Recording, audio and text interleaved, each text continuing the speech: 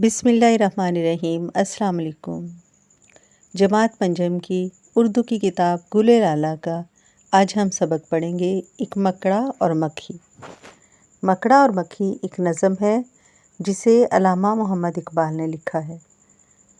तो देखते हैं मकड़ा और मक्खी नज़म किस टॉपिक पर है।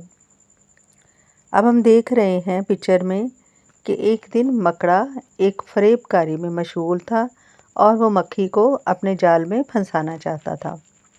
इसलिए उसने कहा कि रोज़ तुम यहाँ से गुज़रती हो, लेकिन मेरी कुटिया यानी मेरे घर की कभी किस्मत नहीं जागी। गैरों से मिलती हो, गैरों के पास जाती हो, लेकिन भूल कर भी तुम कभी मेरे घर नहीं आई और ना ही कभी यहाँ कदम रखा।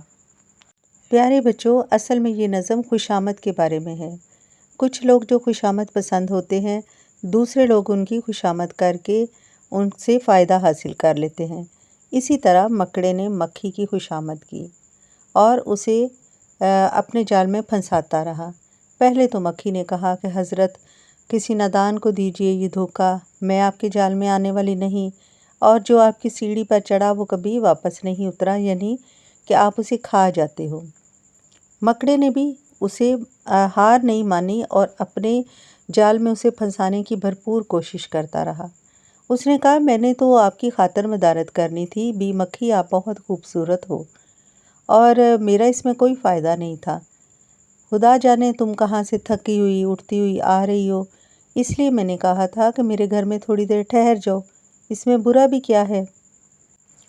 खुशामद एक ऐसी चीज़ है बच्चों जो बड़े से बड़े इंसान को अपने जाल में फंसा लेती है। इसी तरह मकड़ा खुशामद करता रहा। उसने कहा कि मेरे घर में बहुत सी दिखाने की चीज़ें हैं, मैंने पर्दे लगाए हुए हैं, दीवारों पर आईने सजाए हैं, मेहमानों के आराम के लिए मैंने बिछौने बिछाए हैं और इतना सामान जो आसाइश का है मेरे घर में, वो मैं तुम्हें दिखाना चाहता हूँ। अब मक्खी भी उसके जाल में फंस गई। मक्खी ने कहा, ठीक है, मैं तुम्हारा दिल नहीं तोड़ूंगी, लेकिन मैं कोशिश करती हूँ कि मैं तुम्हारे घर का चक्कर लगाऊँ। अब जैसे कि मकड़े ने हार नहीं मानी थी, इसी तरह मक्खी उसके जाल में फंस गई। मकड़े ने उसकी तारीफ़ें की और उसे कहा कि तुम्हारी सूरत, तुम्हारी आंखें बहुत खूबसूरत हैं, हीरे जैसी हैं, तुम्हारे सर पर अल्लाह ताला ने कलगी यानी एक ताज को सजाया हुआ है, तुम्हारा हुस्न खूबसूरत है, ये तुम पोशाक जो पहनती हो ये बहुत खूबसूरत है, तुम सफाई में रहती हो। ये कितनी फ़नी बात है कि मक्खी और सफाई, लेकिन खुशामद थी ना। मक्खी उस खुशामद में आ गई और मक्खी ने कहा कि चलो ठीक है हज़रत मकड़े, मैं आपके घर में आकर थोड़ी देर के लिए आराम कर लेती हूँ। तो बच्चों, इंसान हो या जानवर हो, ये दोनों ही खुशामद पसंद है। मकड़ा उसकी दिल खोलकर खुशामद करता रहा, उसके हुस्न की तारीफ़ करता रहा और मक्खी उसके जाल में फंसती चली गई। तो जैसे ही मक्खी मकड़े के करीब आई, वो कई दिन से भूखा था, उसने उसे दबोचा और घर में ले गया। आराम से बैठकर उसे उड़ाया, खाया और मज़ा किया और खूब हंसा कि देखा मैंने कैसे मक्खी को अपने जाल में फंसा लिया। तो बच्चों, ये तो थी अल्लामा इकबाल की एक मॉरल पोएम, यानी एक इसमें इखलाकी सबक मिलता है कि हमें कभी भी लालच में नहीं आना चाहिए और खुशामद में नहीं फंसना चाहिए। खुशामद भी लालच की तरह एक बहुत बुरी बला है, जो इसमें फंसा फिर बाहर नहीं निकला। तो चलिए बच्चों, देखते हैं इस सबक की मश्क। प्यारे बच्चों, सवाल नंबर 1 है, दुरुस्त तलफ़्फ़ुज़ के साथ नज़म की बुलंद ख़्वानी कीजिए। बुलंद ख़्वानी का क्या मतलब है? ऊंची आवाज़ में पढ़िए और दुरुस्त अल्फ़ाज़ को सही तरह से अदा कीजिए।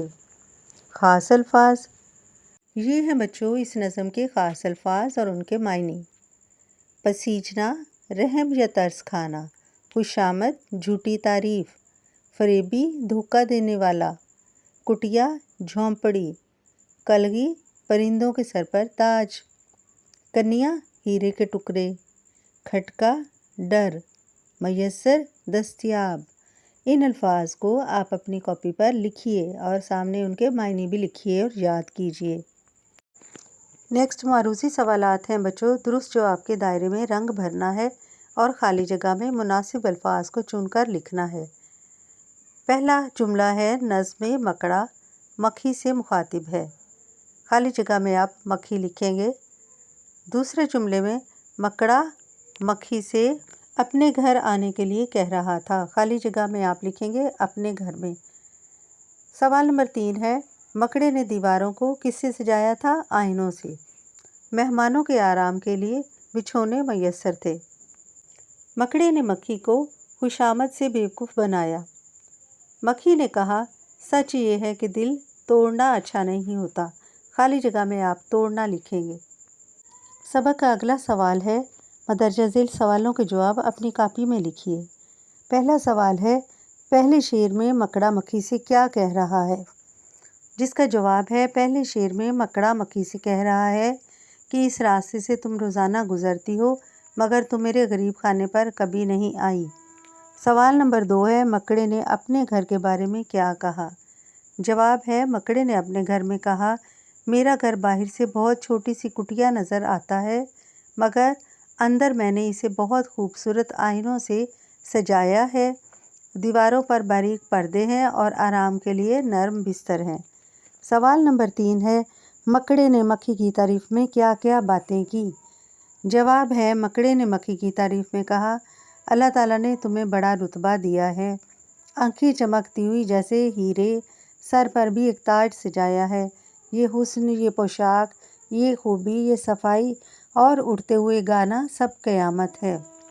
اگلا سوال ہے اگر آپ مکھی کی جگہ ہوتے تو کیا کرتے؟